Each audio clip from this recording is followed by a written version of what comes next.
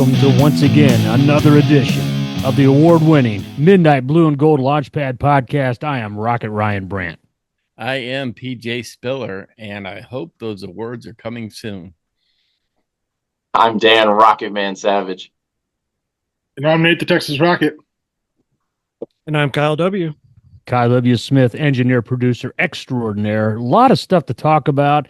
Fall sports, basketball, the Miami recap, Ball State preview, and football. But let's start with that fall sports roundup, and here's Patty. Yeah, it was a big weekend for the fall sports. We have women's basketball. I mean, I guess that could be considered a fall sport. No, we're gonna it's skip by winter. that. Come on. We're gonna skip by that. And the women's swimming and diving team, they returned to action against West Virginia at Invitational down in Morgantown, West Virginia. I'm sorry, that was Morgantown, West Virginia. This weekend, the Rockets will compete against Duke. That's this coming weekend, rather. They're going to face off against Drexel, Duquesne, Georgetown, and William and Mary. And junior Leah Evans is leading the Rockets this season, picking up 5 individual victories to go along with 2 relay wins. So she's an all-around high performer. So we're looking forward to that this weekend. We don't have any recent results since this is their first invitational of the season. That counts is as far as scoring. But then we move on to the women's volleyball. They split a series with Akron at Akron over the weekend. They lost 3-0 rather on Friday night, and then they won 3-1 on Saturday.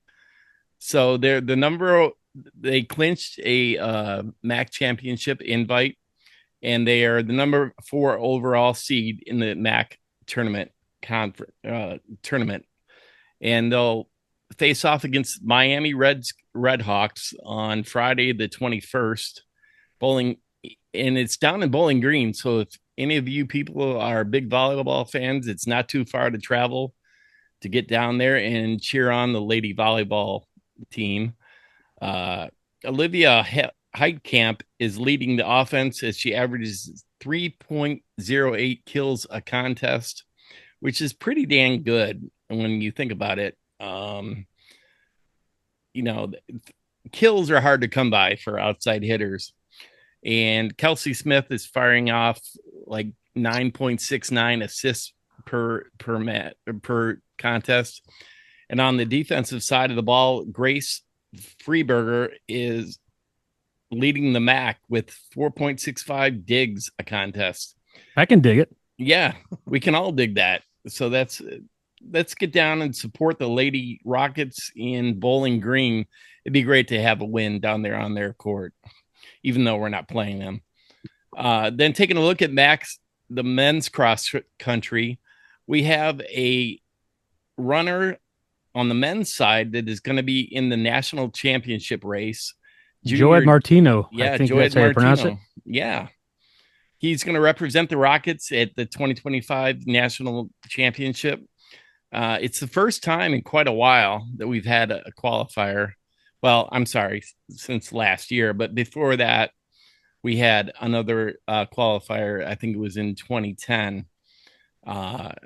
But he finished the NCAA regionals in a 10K time of 29. That's fine. It's an 8K. I'm sorry. Oh, I'm sorry. The release I got said 10K. Oh, maybe it is 10K. You know, yeah, when you normally get to the regionals, I think. Oh, it is. I am sorry. That's okay. You can step over me anytime. I feel shame. But at that regional championships in Evansville last weekend, he put out a time of 29:50.85, which is his career best and one of the program's best times in the 10K. And it's the second consecutive year that we've had a qualifier in the national championships behind Dominic Siren last year. He represented UT in 2024. And then we take a look at the the women's program in cross country, they're going to be qualified as a whole team in the national championship race. Are And they? I believe so. They were in the top 7. So I believe as the whole team is invited if you're in the top 10. The last check, they were looking for an at-large bid, and I'm not Oh, sure. that's right. I'm sorry. You are correct. They're looking for an at-large bid, and I believe the selection show is this Friday on ncaa.com. If anybody Actually, it was wants, this past Saturday, I think, on the okay, 15th. well, they don't have a release on them, so I'm just flying off the cuff here. Sorry. Yeah, I don't blame you. That's all right. No, it was tough to find information about it too. I was just looking at the Twitter and pairing up other people's sites. We just didn't tweet about it, so I just assumed we got overlooked. But Yeah, the women coming in third place in the region, I thought might give them a chance. 3 runners in the top 26, but You'd I think. guess they didn't make it. yeah. I haven't seen any release on that, so I'm gathering I'm the same thing scrolling you're now. assuming. They did not get an at-large. They're not listed. So I'm just wondering if our top performer got into the individual race, because she was, I believe, in the top 13. 10. She was 13th. Oh, top 15. Okay, so she might not have made it either. But anyway, it was a great season for the women's cross country team, and Coach McDonough oversees both sides. More on the women's side, but they had a fantastic season. Won the MAC, won. They performed really well in the NCAA regional. So that'll wrap up the fall sports other than football and basketball, and we'll get to that very soon. Yeah, I just want to add for the men, they came in 7th in the Great Lakes region, but 5 of the teams ahead of them were nationally ranked. So and I you think get the Notre Dame and Michigan State, and it's tough. But we beat Ohio State by quite a bit in the region. Yeah. So that's something to be proud of here in T-Town. Yeah, I don't know what's going on at Wisconsin and Notre Dame, but they qualified both men's and women's teams this year in the national championship. So they must have great programs. Wouldn't surprise me. All right. On to men's basketball. Yeah. Which, as Ryan said earlier, it is a winter sport. It feels like winter here in Toledo right now. Yeah, 29 degrees this morning was ridiculous. Right. The Rockets went 2-0. So despite my negativity on the last podcast with our skeleton crew, they seem to figure it out a little bit. They took down Wright State by 10. We've had a lot of good battles with Wright State over the years. Transfer senior Craig, the Northview High School product, had 21 points, led the team. Toledo defensively, though, still did not play very well.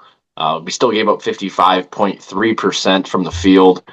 But we were nice in our selection of shots, I thought. We were 5 of 10 from 3. I think that's where this team needs to be. I don't need Sonny Wilson taking 5 3-pointers in a game.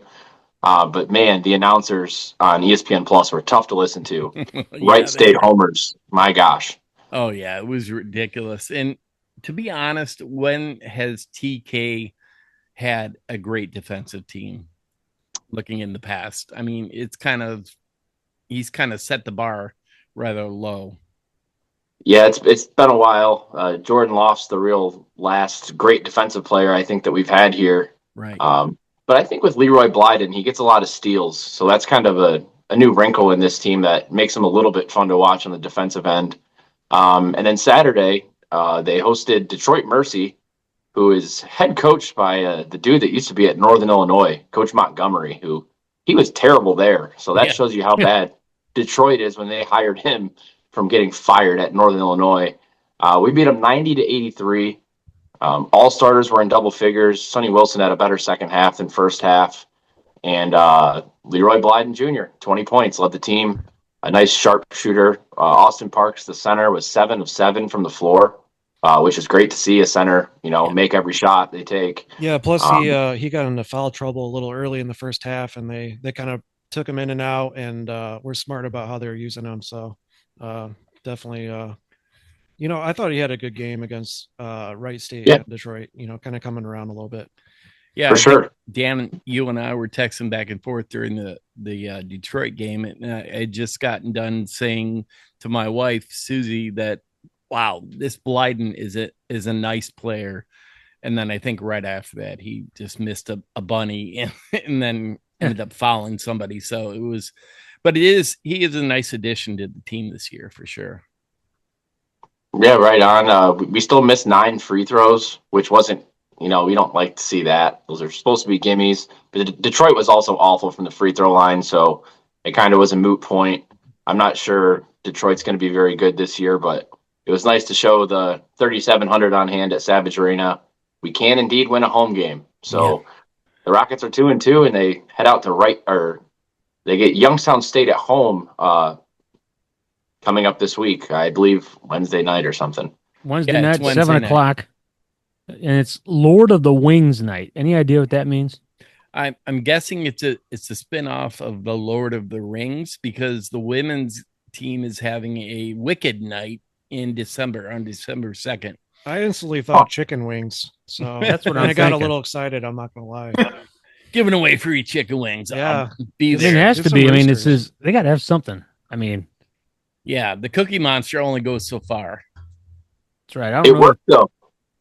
It did in the women's game for sure. And speaking of Detroit Mercy missing a lot of field goals, or I'm sorry, free throws, it seems to be a theme because yesterday the women's team played Detroit Mercy at home as well.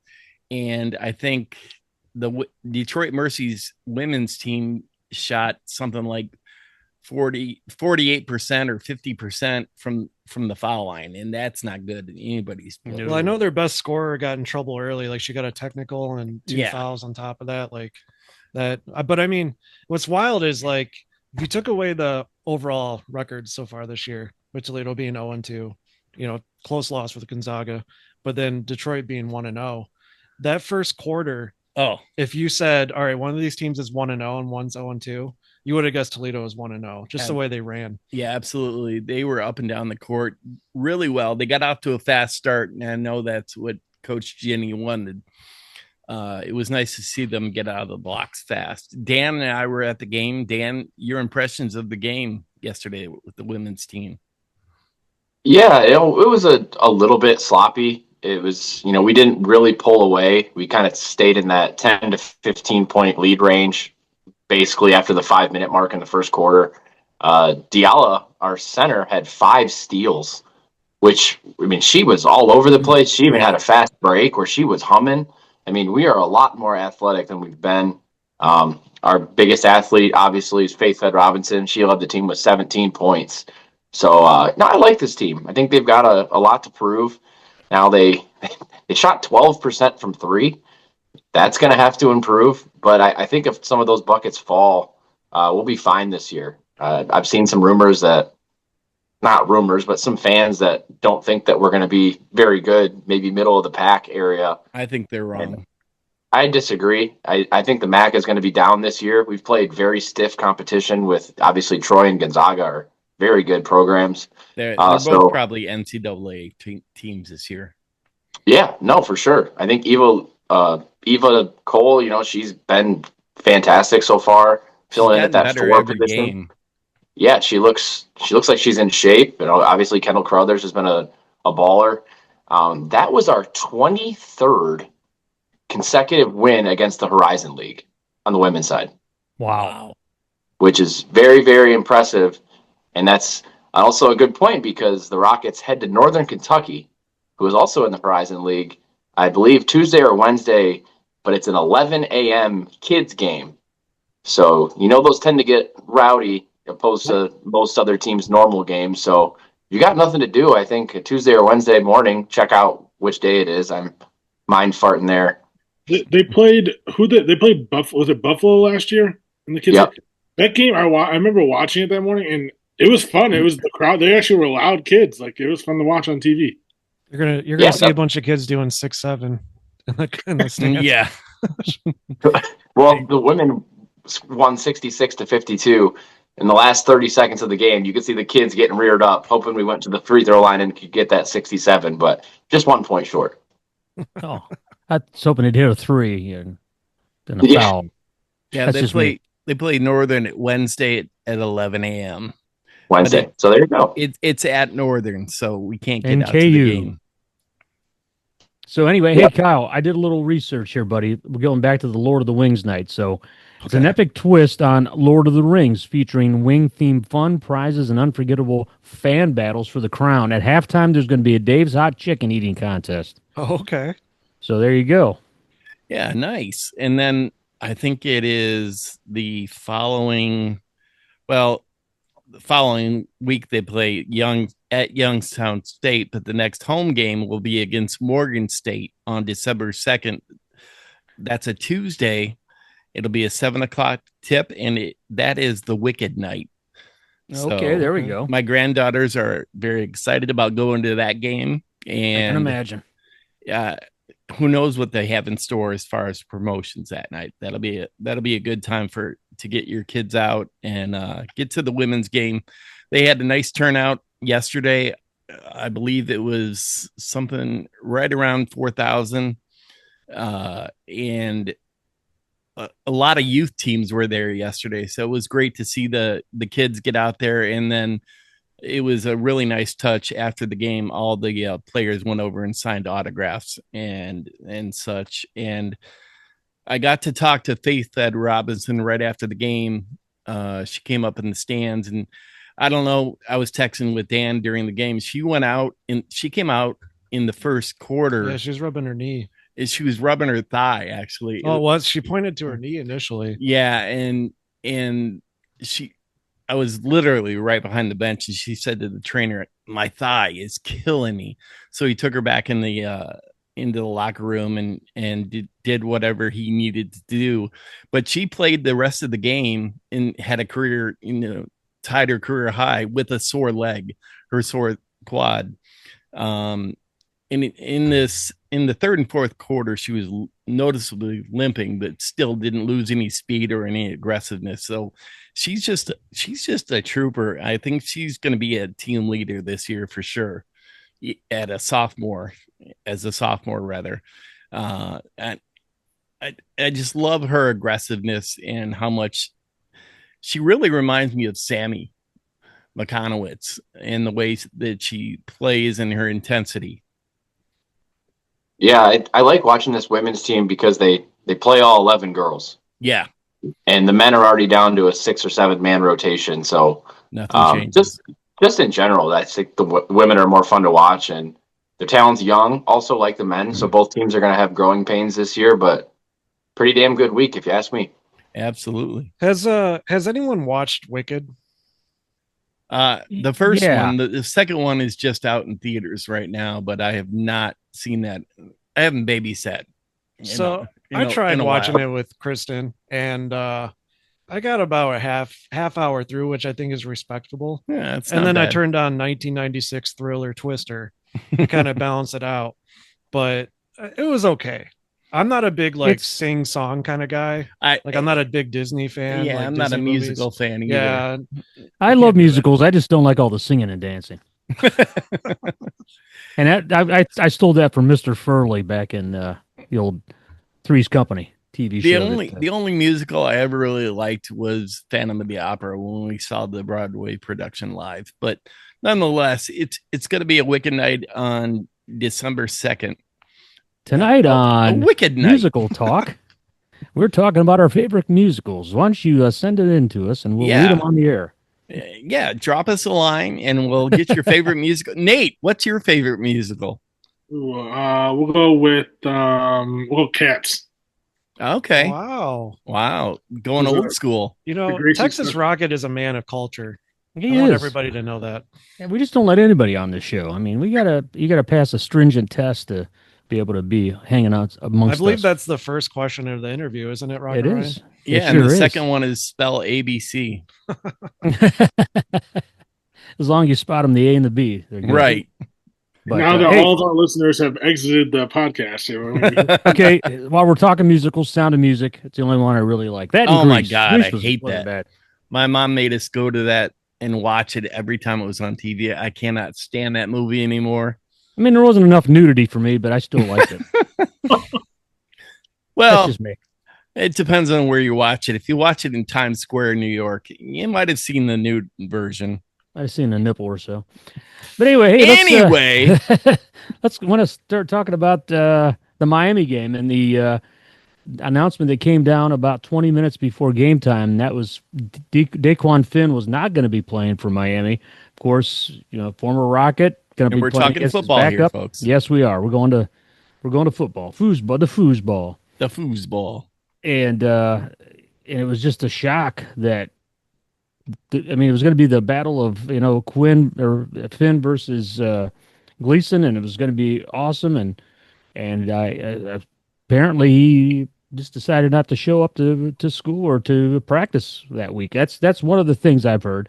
A former player who played back about 20 years ago had been talking to some people, and apparently his side of the story was that Finn wanted to help with the game plan and really tell the coaches what plays to run, and they got into an argument and they kicked him out of practice.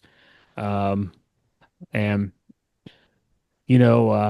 despite what Miami is saying, Chuck Martin's just saying they wish him well, and he gave us a good 11 months and things like that. I mean, they're taking the high road, but I wonder what really happened. But it's a tough those look. two stories, yes, yeah, and it's got to be a tough topic to handle for the coaching. Well, it's just tough for Daquan Finn too. You kind of bounce around programs and then quit one halfway through the season. It's not a good look. No, absolutely. And I'm conflicted about this because his time at Toledo was great.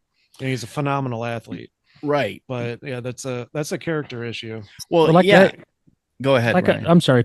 Like I've always said, when he transferred to Miami, apparently he already started playing for Miami in that MAC championship game. As poorly as he played. No doubt. Yeah. So anyway, Well, but do we know how long it takes for you after you are done playing to get inducted into the Varsity T Hall of Fame?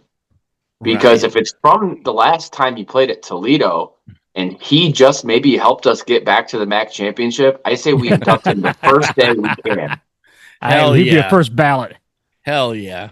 I mean, MAC Player of the Year for us, got us to the MAC championship twice. He won one. He's one of the top 5 leading passers of all time in Toledo.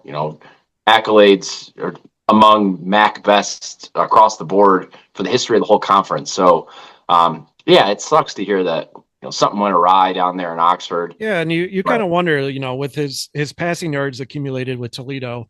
We talked about it in the pregame, but he hadn't had a 300-yard passing game this season with Miami, and it seemed like things just kind of weren't clicking at times. None at Baylor. I get they had a tough start of the season with their schedule, right. Although Wisconsin kind of shit the bed. Right. Yeah. But I mean, on paper, that's a tough matchup when you first look at the beginning of the season. Exactly. Right. And I think he, when he was at Baylor, he only played 2 games. So yeah, didn't have a chance to throw for 300. So if you look at his record, the most yards he acquired was obviously at UT, running and throwing. Mm-hmm. So I don't know. I know, Kyle, you're conflicted about it, but I think it's a really shitty look for him to say, or for the coaching staff or whoever, the PR department at Miami, to say he's cutting out to start, preparing for the NFL draft. Yeah. What kind of team is going to pick him up in the draft if he's quit on his team? It's not going to be NFL. It's going to be CFL or something. XFL, XFA, or whatever it is now. Chuck Martin said, to get ready for the next level, which could mean, I don't think he quite said pros, but next level could be Arena CFL. 2. It could be over in Europe. I mean, playing for he's over in Poland. Basically, he's got a hell of a resume with Toledo. Yeah, and he's just going to have to nail a couple pre-draft interviews wherever he ends up. But I mean, at the end of the day, is he even going to play quarterback? Because the dude's a stud athlete. Yeah. Kind of the Denard Robinson from Michigan approach, where he immediately went in the league and went running back. So you either take your chances at your best chance at a position, or you stick with quarterback. I don't know, but it's not like I wish him anything ill moving forward. Right. There's a lot of chatter online about from Miami fans. He's a piece of shit. He's a garbage human being. And it's like, you know what? You're a 19, 20-year-old kid. I mean, trying to get a bag. He's 24. Oh, okay. So, Well, I mean, some players are 2-3 years probably 2 years in the NFL at that point, making big boy money, and big boy decisions. Right. So it's kind of tough to give him that pass of like, he's just out of high school. Like, well, he's a little bit older, Yeah. but this is the result of the NIL of trying to balance that realization of like, do I try to go make money now or take my chances like Quinyon did, right, and let the tape speak for itself and know that you're going to get in the league. I agree. Well, he also, I mean, Miami is not a program that lends to his skill set. And obviously, Miami was looking to fork out what I've heard is $100,000 to a quarterback that could be a stopgap, because we saw the fifth year guy that Miami had Holy play against hell. us. My God, they were in need of a quarterback. And Finn, I'm not sure he would have been great. I mean, we had 6 sacks on the day. We had pressure on the mind prepping for Finn all week, I'm sure. Yeah. But that guy was absolutely terrible. So at this point, now we're looking for Miami or Ohio just to lose one game. And I don't think that guy that's sitting behind is going to make Miami look good against Buffalo or Ball State for that matter. So once again, DQ, thank you very much. You may have gotten the Rockets into that MAC championship where we can avenge the loss, where it looks like you had your foot out the door against Miami in 2023. UT Hall of Fame. Absolutely. Right. Great. So that takes us on to the Ball State game this weekend. Are we going to Got do some a players players? in the game. Oh, We got to talk about the game first, guys. What the hell happened there? Pat's always ready to keep her moving. I apologize. A little premature there. I did not When the first consult time. the rundown before speaking. Blur, blur, blur. So, how about those Rockets? 24-3. And the first quarter, I'm like, they had so many opportunities. This game could have been, maybe 35-3, 38-3. But we'll take the win. We'll get out of there with a victory. Rockets up 7-0 on a Chip Trainum run, and then Peterson, Jacob Peterson, with a 6-yard. Where has that been lately? Yeah, I should have been throwing that out more. But anyway, it was up 14-0 at halftime. The Rockets went up 24-0 before a garbage field goal at the end. And how about old Treadway? Yeah, freshman, isn't he? Had a game of his life. Yeah. Yeah, what he had, 4 receptions, 55 yards, and a touchdown. Ryder Treadway. Yep. Not a bad outing. No, the Rockets looked, like we expected us to look on the road in the first, about 20 minutes of the game. I mean, Gleason, we were about in scoring position. He's trying to throw one away. He throws it 6 inches too short of being thrown away. They pick it off. He has another pick that's, off the receiver's hands, off Peterson's hands, and you can't really blame that on Tucker. It wasn't a great throw, but it probably wasn't interception worthy. And then the team stayed dialed in. And we looked great. We had the big, huge punt return with like a minute left in the second quarter. Yep. And if you guys listened yards. last week, the middle 8 is what mattered. We scored right before half. We came back out in the first possession of the third quarter, scored again. And once it was 21-0, that was all she wrote. The defense was firing on all cylinders. We look like the best team in the MAC. Through our 4 victories, we have won every single one by over 21 points in conference play. Yeah, and listening to the coach from Ball State this week, his press conference said they score at will at home, so we have to be ready for it. But Bryson Hammer had that 54-yard punt return right before half, and that sparked a lot of life, just like last week with the transfer from Northern Illinois running Trayvon Rudolph running it back from the opening kickoff. So special teams have been coming around, which is nice to see. And hey, by the way, today is Bryson Hammer's birthday. I'm going to say he's probably 20. So I'll go ahead and say it. Happy birthday. Yeah. And I just saw he got nominated, I believe, this week for the I can't remember the name of the award, but it's for the best walk-on Former walk-on, yeah. from our walk-on that has progressed through the program. So that's nice to see him getting some recognition. Yes. Absolutely. It was great to see us put the Cradle of Coaches uniforms to bed there too. There for Miami, they looked good, but they did not play good. And now Jason Candle is 3-1 against Chuck Martin. So for anybody that says there's another better coach in this conference, I gotta disagree with you hardcore there, Yeah. buddies. And I think a lot of the naysayers with Candle, can take a seat now because, like you said, Dan, they played the middle eight fantastically. Normally we see a drop off or a gain at halftime, and they just kept playing consistently, which was awesome to see. So all those people that are shouting fire Candle were really quiet this week. Absolutely. Let's go to our players of the game. I'll start it off here on offense. I'm going to go with the freshman Treadway. He's come up big the last couple weeks. He is our second leading receiver in touchdowns behind Vandeross, who has 1 million. He kind of wasn't even on my radar coming into the year as far as wide receivers that could, play well and make their way into the. Now, I mean, he's a starter now. He's one of the first 3 wide receivers that goes out there. So obviously he's been competing in practice, and he's been a good check down guy, especially on third down. We put ourselves in some bad situations this week, and Treadway bailed us out many a time. So Ryder Treadway, player of the game. I'm going with you. Go ahead. Yep. That's it. Now go ahead, Pat. I was going to say the same thing. I'm going right there with you. Treadway is my offensive player of the game. I'm actually going to give it to Chip Trainum. 21 carries, 91 yards, and a touchdown. I'll take that all day, every day. Yeah, I'm going same as you, Kyle. Just bell cow. He's been consistent for us all year. I'll go Trainum as well. Yeah, he Very was good. It was noticeable. There was a noticeable difference when he was out for a couple games, and we just couldn't get the ball moving on the ground. Right. Yeah, that was against a very good run defense too. Right. He ran hard. He had the one reception too that was on the third down that kept us moving late in the game to keep the ball away from Miami. If only it wasn't for Kenji Christian, who did cough it up once. I haven't seen him do that much this year. So just a critique. We got to make sure we hold on to the ball the next 2 weeks.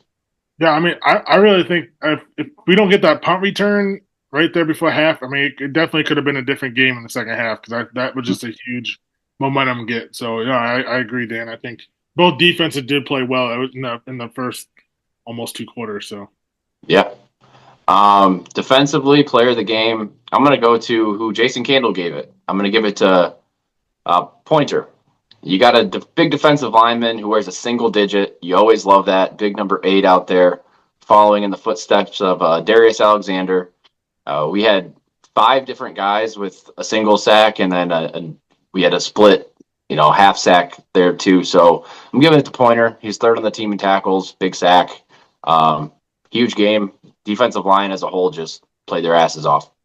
I'm going with you. Pointer, 5 total tackles, had that sack along with 2 quarterback hurries. Martez Pointer is the man. Absolutely. I think we're all in agreement there, because he's my defensive player of the game as well. I'm actually going to go team defense, whole defense, because we had 56 tackles, 6 sacks, 3 picks. It was spread out between the whole defense, playing well. I'm going to give it to the whole unit. Nice. It's a great call. yeah, I agree with Kyle. If I have to name a player, I'm going to go Avery Smith. Had a pick, 2 pass deflections, 5 tackles. I'll go Avery Smith. Yeah, and the announcers were kind of giving him shit about that pick, and I'm like, grab the stat. Get out of here, because they wanted him to just bat the ball down.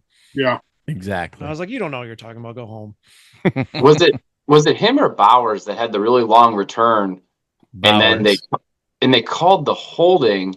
They threw the flag at the 50-yard line, and they brought us all the way back to the 25. Yeah, that was ridiculous. Yeah, it said he had a 27-yard return.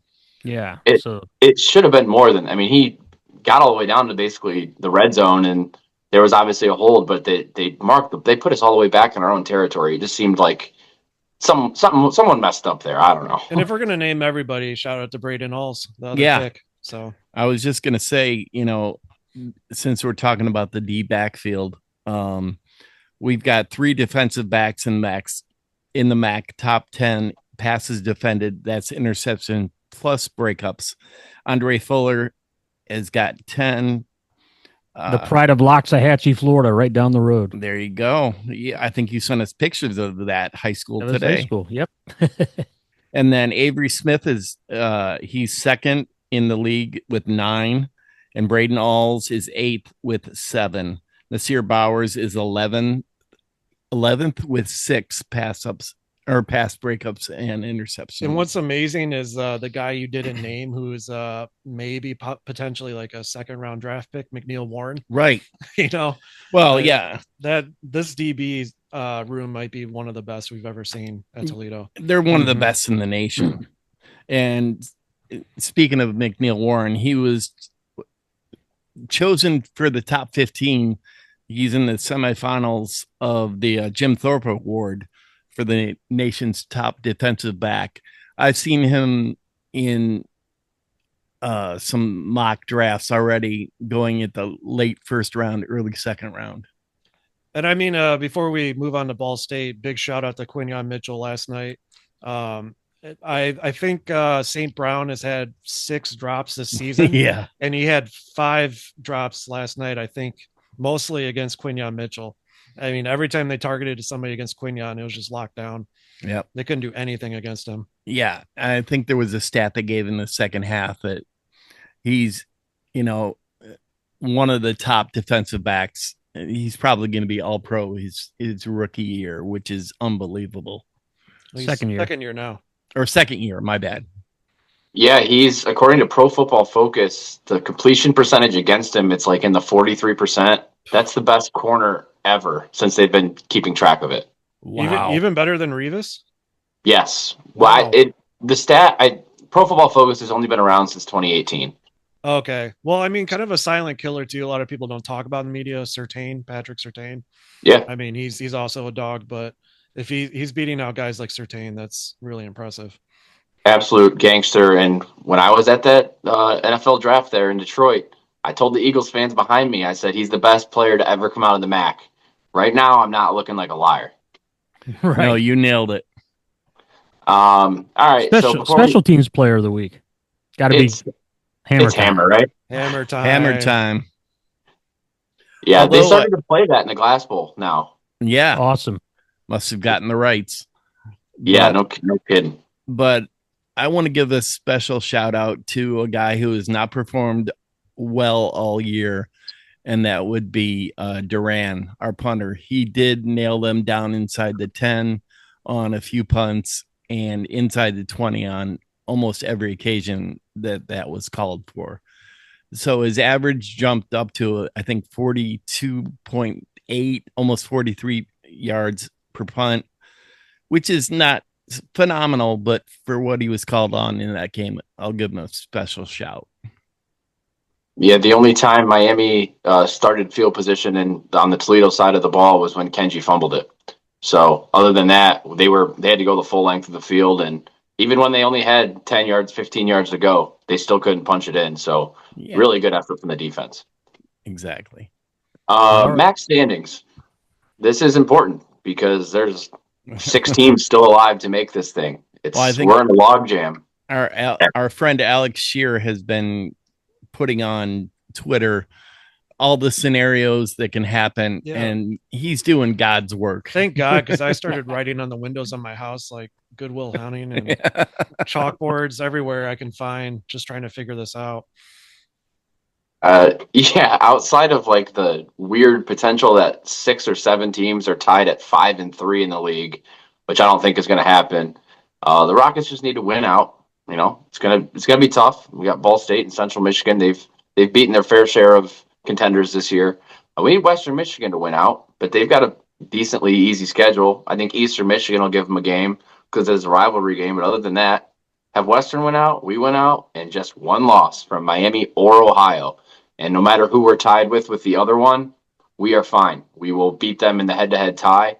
The problem is if Ohio and Miami win out, despite Miami going 0-2 versus the tied teams, Miami will go to the MAC championship because they hold the best common opponent win which was Western Michigan a couple weeks back. So lots to play for here, but CMU, they're going to be fighting to get into in 2 weeks. So they don't do head to head.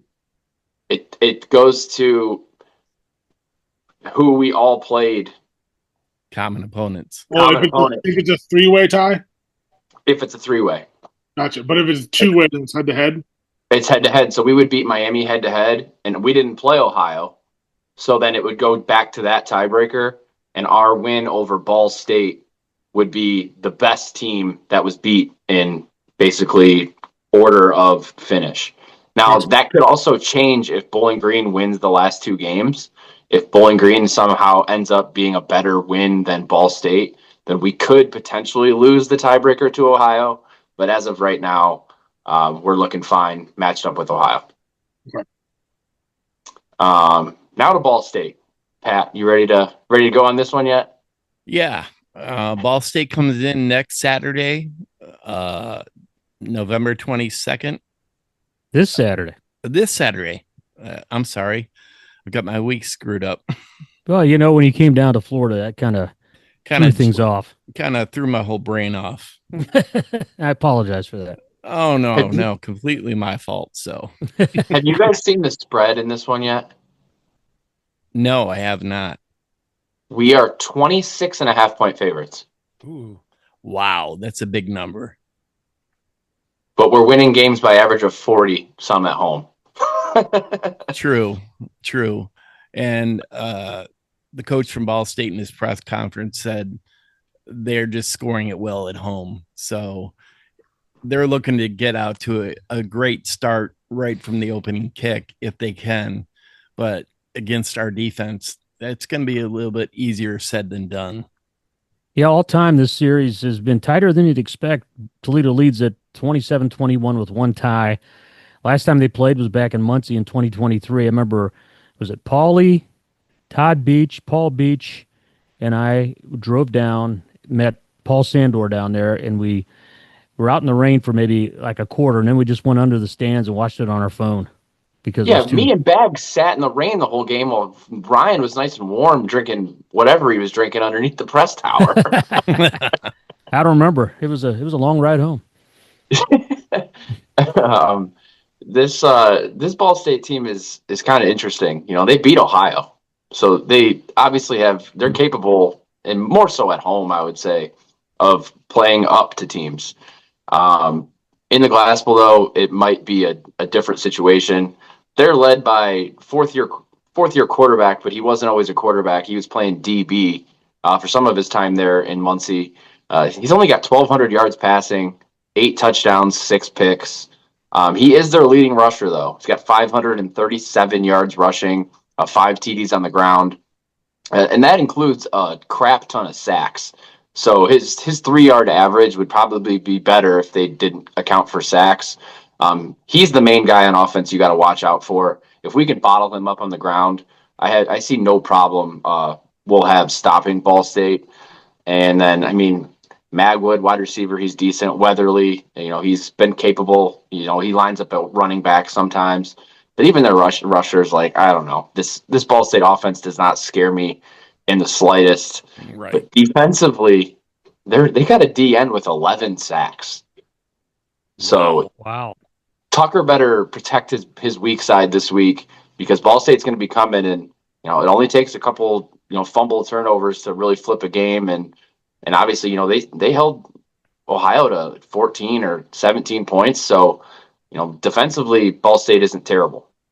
Right.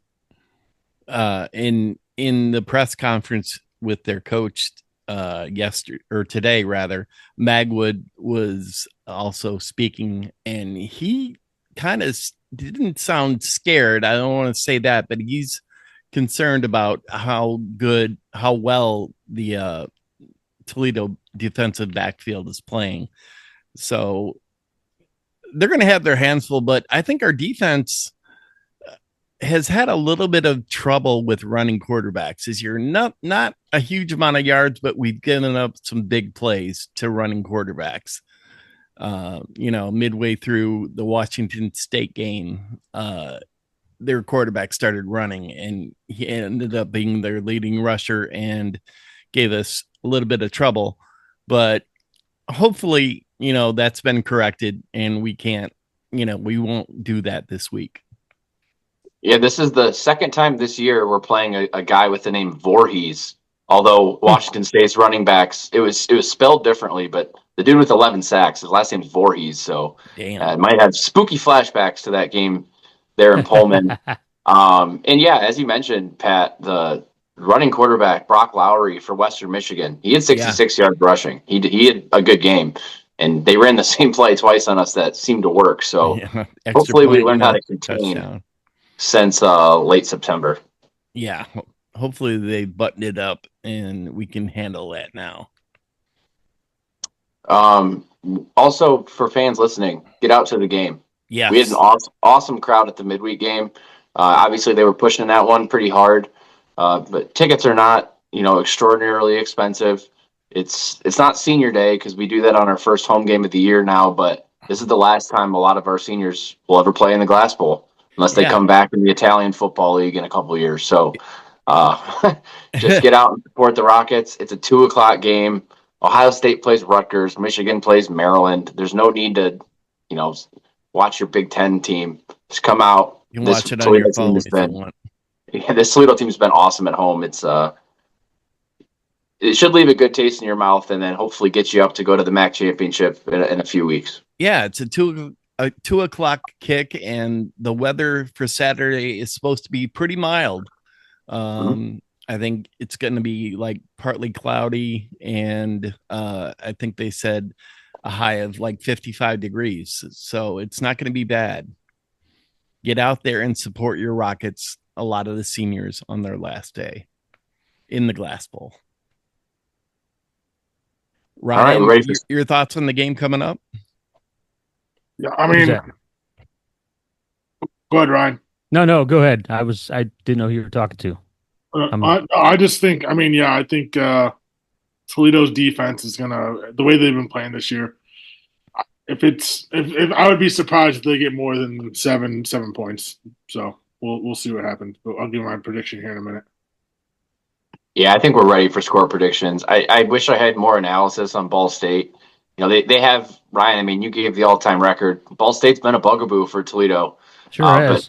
But less so at home, really. Right. The 2012 election night game was the last game at home where I thought that we were actually the better team and blew that one. They beat us during COVID, but that Ball State team ended up ranked. So, it is a mini rivalry. Ball State folks are just the sweetest fan base I've ever met in the MAC. They got a little Southern twang to them. Super receptive. The ones that make the trip, if you're at the Glass Bowl, just be nice to them. They're good people. Yeah, and they are playing for a little something. They're playing for bowl eligibility. So this is their playoff game. And we're going to be rooting for them against Miami if Miami beats Buffalo this week too. 100%. So we're going to have to turn around and be Robo Cardinal fans here. So let's just get it done this weekend, and we'll see how the chips fall around us this midweek while we get to sit on our couches and not sit out in the cold on a Tuesday or Wednesday night. All right. So, Ryan, why don't you kick us off with your score prediction for the game this Saturday? So I think we finally got things going in the right direction. We're back at home. We're going into that. I guess, was it the going into the game a couple weeks ago, the average win was 47-7 at home for Toledo this year. I'm going to say Rockets 52-6 over the Ball State Cardinals. Nice. Big spread there. They're going to come out all pissed off and ready to rip some Cardinal wings off. Full of piss and vinegar. And not necessarily in that order. Nate, you want to go next? I'll go. I'm going to go. I'll go 45-3. I think it's going to be a lot of scoring by us, not a lot by them. So I'll go next. I'm going to say 35-7. I think Osborne gets in the game late in the second half, third quarter, early fourth quarter, probably. There's been a lot of chatter about John Allen Richter possibly transferring this year. He's still in the concussion protocol, but I think Osborne will get some playing time. And I think Gleason will have them set up pretty well. So I'm going 35-7.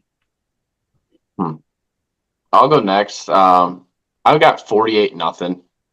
I just don't see much resistance, and even if we have a few struggling possessions early, we usually catch fire pretty quick. It would be nice to see John Allen back in there for mop-up duty, but if he's not in there, it's next man up. We trust Caleb Osborne there too. And it's funny you mentioned still being in protocol, Pat.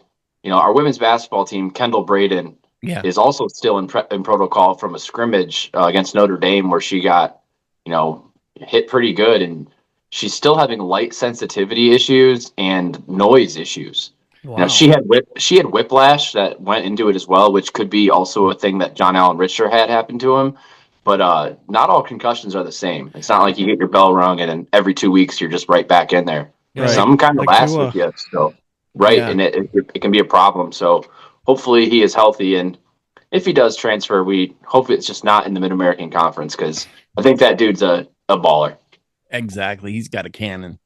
And also building on that mention of the women's game, I did notice Kendall on the bench was kind of shielding her eyes and looking at the court a lot rather than upward. So, yeah, it just backs up what you said about the light sensitivity.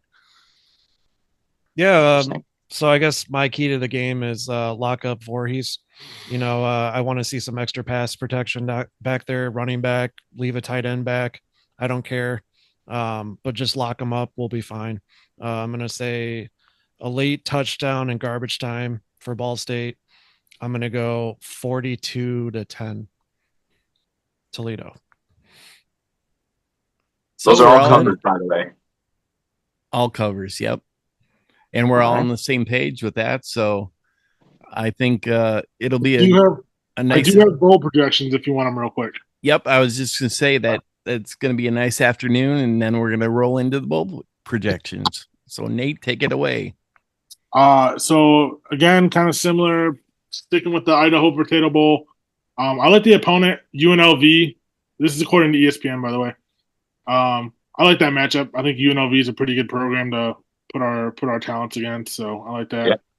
And then same with the next one, again, a bowl we've been linked to last couple of weeks, Arizona Bowl. The Snoop Dogg Arizona Bowl now. And that is versus Fresno State. Ooh. Again, a good non-conference opponents to go up against, because they're usually right up there in the Let's just hope if they go to that game that there's not a lot of pregame swag from Snoop. They don't get too out there before the game, we shall say. With the American League, the American Conference kind of crumbling and eating each other up, there are now some teams that are pretty much out of New Year's Six or playoff contention, like Memphis and USF. It'd be nice to see Toledo get a shot at one of those high premier programs from the American. That's kind of where I hope we go, no matter where it is, just to see we can actually test ourselves at the end of the year. But for right now, I like both of those bowl projections. Fresno has a historically great program, and UNLV has been very good the last 4 or 5 years. And then, we just did bowl projections, but now we're on bow projections. Guys, what color is Pat going to pick this week? We're going to go with tying this bitch up with a gold bow. Okay. To cap off the home season. His hat gave it away, everybody. That's right. I don't know if you've noticed in the past, but it's usually tied together. Anyway, let's put a bow on this bitch. A golden bow. A golden bow. On behalf of engineer, producer extraordinaire Kyle W. Smith, I am Rocket Ryan Brandt. I am PJ Spiller, a.k.a. Pat Gillick. I'm Dan Rocket Man Savage. And I'm Nate the Texas Rocket. Thanks for listening, everybody. We appreciate it. Go Rockets. Rip those Cardinals to shreds. TOL. EDO.